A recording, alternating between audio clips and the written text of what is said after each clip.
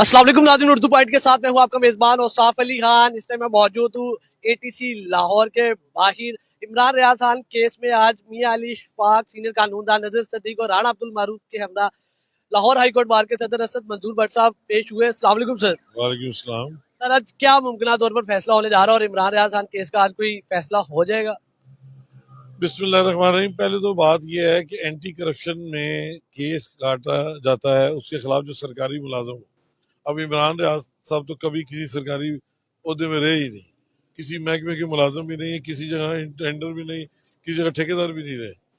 अब अगली बात यह है कि सिर्फ उनको मिलान करने के लिए, खराब करने के लिए पहले भी हुकूमत पाकिस्तान ने 142 दिन नाजायज तौर पर गायब रखा और बाद में उनको छोड़ना पड़ा।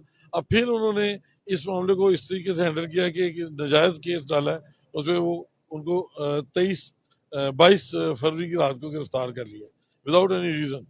अब ये है कि मैं सुबह पेश हुआ हूँ दूसरे दोस्त वकीलों के साथ, तो पता चला जी कि रिकॉर्ड जो तलब हुआ है कि जिससे ये पता लगेगा कि कौन सी एविडेंस हमारे खिलाफ है, वो रिकॉर्ड भी इनके पास दस्तियाब नहीं है। कह रहे भावलपुर से मंगवा ला। यही वो बातें बहाने ढूंढ रहे हैं ना, ताकि बंदे को ज्यादा से ज्यादा अंदर रखा जाए।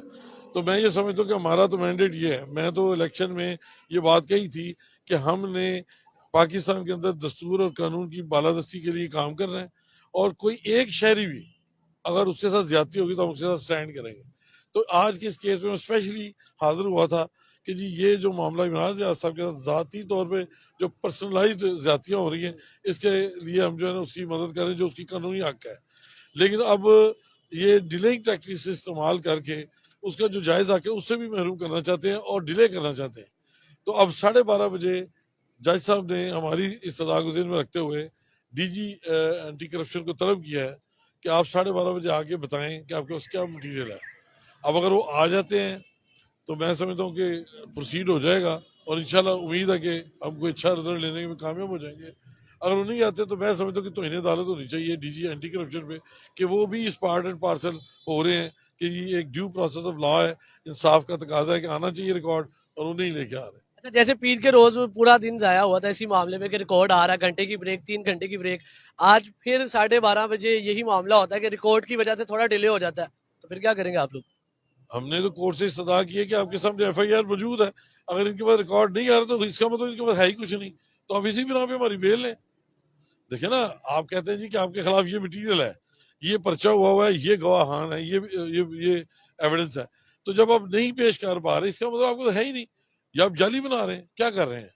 तो इसलिए मैं समझता हूँ कि रियासत को इस तरह के कामों में इस तरह ज्यादती नहीं करनी चाहिए, और मुझे उम्मीद है कि इंशाल्लाह कोर्ट रिहा करेगी बेल को। आज फैसला हो जाएगा? इंशाल्लाह पूरी इस उम्मीद है चीज के पाबंद है वैसे अदालत इस मामले में? जी। ये अदालत का काम है कि उसमें कोर्ट से तावन करे डिपार्टमेंट, अगर डिपार्टमेंट तावन ना करे, ना सिर्फ बेल ले सकती है बल्कि इनके खिलाफ एक्शन भी कर सकती है। नाहली का और नालायकी का भी आपने क्यों नहीं पेश किया रिकॉर्ड। अगर आज फैसला नहीं होता तो फिर लाहौर हाईकोर्ट बार का क्या स्टांस होगा?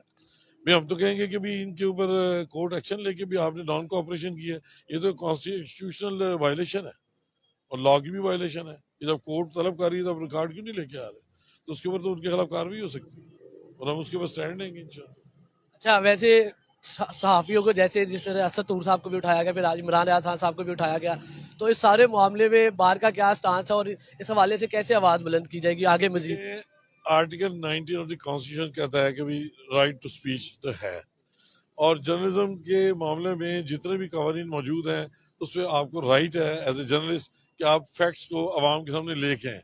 अब अगर इस फैक्ट्स में जहां हुकूमत ये समझती कि उनकी कोई नाराजगी या कोई परेशानी उनको हो रही है, तो हुकूमत को चाहिए अपने मामला दुरुस्त करे, ना कि सच बोलने वाले लोगों को आप वो पकड़ने की कोशिश करें।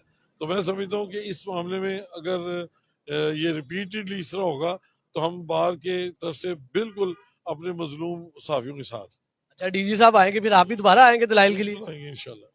ठीक है, बहुत शुक्रिया सर आपका जी। हमारे साथ लाहौर हाईकोर्ट बार के सदर असद मंजूर भट्ट साहब मौजूद है और इमरान रियाज खान केस के हवाले से आज एटीसी में आए मियां अली इशफाक, अजहर सदीक साहब और राणा अब्दुल मारूफ साहब, तीनों का सीनियर कानूनदानों की सपोर्ट करने के लिए, और उनके साथ बिल्कुल दलाइल दिए अंदर इन्होंने अजहर सदीक साहब और मियां अली इशफाक साहब के हमरा। और अभी 2 घंटे का टाइम दिया गया है डीजी साहब को पेश होने के लिए, और ये सारा मामला था। अब तक अपडेट थी, आज इमरान रियाज खान को बेल दे दी जाए। उनकी लीगल टीम, उनके वकला का कहना था आज बेल मिलती है कि नहीं मिलती है, थोड़ी देर बाद डीजी एंटी करप्शन पेश होंगे और उसके बाद आज मजीद इमरान रियाज खान केस का फैसला हो जाएगा। इसी के साथ अपने मेजबान औसाफ अली खान को मोहम्मद इरफान के साथ anti terrorism court Shadman Lahore से दीजिए इजाजत। अल्लाह ने के बाद।